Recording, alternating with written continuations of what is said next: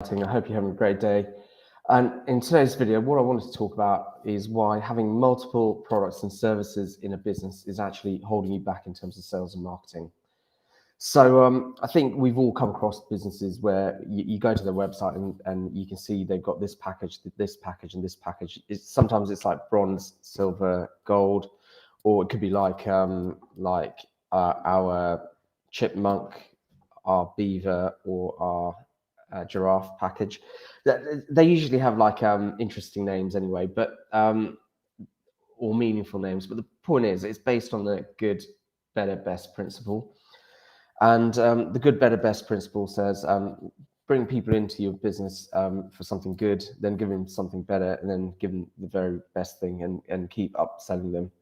And I just wanted to talk about one of the challenges behind that. So I think what I've done is I've identified three main areas where it holds, having that kind of system holds a business back in terms of sales and marketing. So ultimately, the first one is just based on the dilution of your marketing effort. So what I mean by that is, let's say to sell a particular solution to a client, you have to have had about 13 points of contact with them. So so 13 points of contact with that client, and that could be through social media, that could be through blogging, that could be through actual conversations you had with them, that could be where they've seen your advert in certain places online, and then they've been retargeted with that advert. They could have downloaded a lead magnet off you and then come to your webinar and then book themselves in for a sales call. And even before the sales call, you would have had touch points there. So 13 touch points to get that prospect into becoming a client. So one thing I'll just clarify though is when I talk about products, multiple products and services, what I'm talking about is solutions, because sometimes when you've got a particular type of client, you do need to sell them multiple products to form a solution. So what I'm talking about is a solution which has sub products, but I'm talking about multiple solutions. So when you're offering to solve multiple different types of problem, and that's what I'm really talking about, where you're working with clients who got very different problems with to the other clients that you're dealing with. So that's where you've got lots of different solutions. But the challenge with that is to get people over the line, you've got about 13 points of contact, and each of those points of contact takes up a lot of energy or money, because especially some marketing, it's pay-per-click, or if you've got to actually make contact with people, it takes you time. So those 13 points of contact use up your resources. And the challenge with having multiple solutions in your business that are aimed at multiple different people is that you dilute the impact. So let's say instead of being able to reach out to a prospect like 14 times before you convert them into a client, let's say you've got two solutions for two very different types of customers. Then you've got two very different types of prospects. You've got to reach out to them in very different ways. So that means, like, let's say you use your resources to reach out to one group of people and you split the resources in two. So that group of people, you've only got those 7 points of contact. And then the other group of people, you've only got 7 points of contact there. That's not going to get you over the 13 threshold in either group, 13 points of contact threshold to turn them into a customer.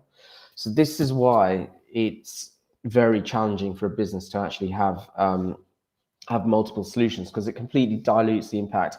And when it comes to marketing, quite often, if you're not first, you're last, and that's what happens. Like, if the threshold is the 13 points of contact and you're only achieving 7 of that because you split that marketing effort, then you're not going to get the sum of the two won't equal the whole you've missed out on. So that's one real reason. Another reason really is, if you do have a sales team, or if you've got a salesperson in your business and you've got all these different solutions, that means what they've then got to do is they've got to practice different pitches for different types of prospects. So it actually holds that salesperson back in terms of their own development and how well they can actually master their profession and land the clients for you.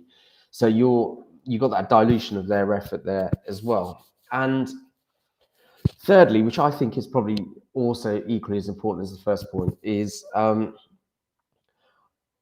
essentially customers have less confidence in businesses with multiple solutions. Like, if you go to two restaurants and one's got like 4 things on the menu, and the other one's got 50 things on the menu, which one do you think, just subconsciously, you automatically assume the restaurant with the 4 things on the menu is going to be the best? And you know, some of the, you got Michelin starred street food stalls in the world as well, where, like, you know, you can buy a Michelin starred meal for like $5, and they just make that one thing, and they just make it really, really well, especially if you go to places like Singapore. So, you know, there's a really good coach for accountants called James Ashford, and he's got a really good example of this. And there's another really good example in the 4-hour work week. But I'll mention James Ashford's example. Let's say you were going to go in for surgery, and the surgeon offered you 3 different packages. You know, the first one was, look, you can have like a moderate amount of anesthetic, you can have 4 stitches. We'll do a little check at the end just to make sure we didn't leave anything in you.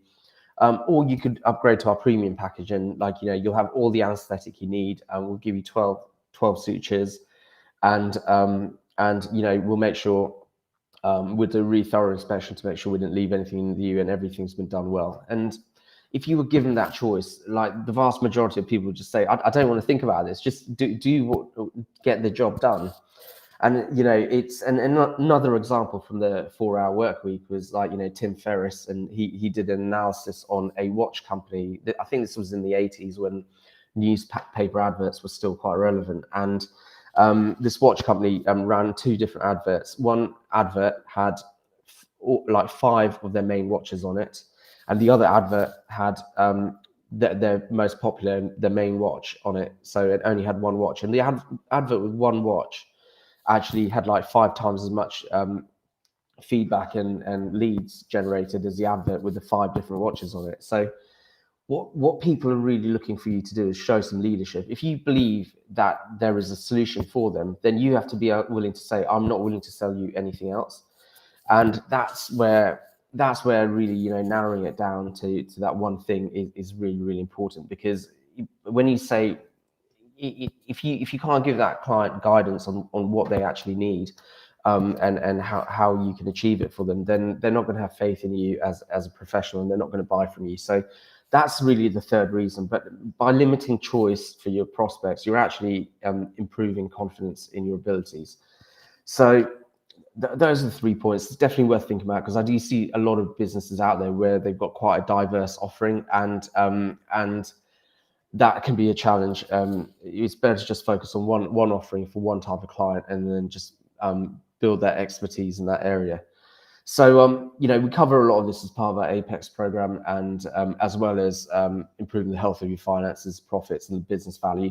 So if you want to find out more, what we're offering at the moment is a free business valuation and a strategy session. So what we'll do is we'll take you through a questionnaire, get some information about your business. We'll be able to value your business and help you understand what it's worth today. And then we'll be able to give you some feedback and advice on how to increase the value of that business. You might be thinking, well, actually, I'm not thinking of selling my business at the moment, so why do I care about what it's worth? Well, you know what? Even if you're not thinking about selling your business, the value of your business is a really good indicator of how well you built your processes and how easy it is to run. So what I'd like you to do is just take me up on that offer, get in touch, and book yourself in for a discovery call, which will then lead into that strategy session. So go to our website, and I will catch up at the next video. Remember to like, share, follow, subscribe.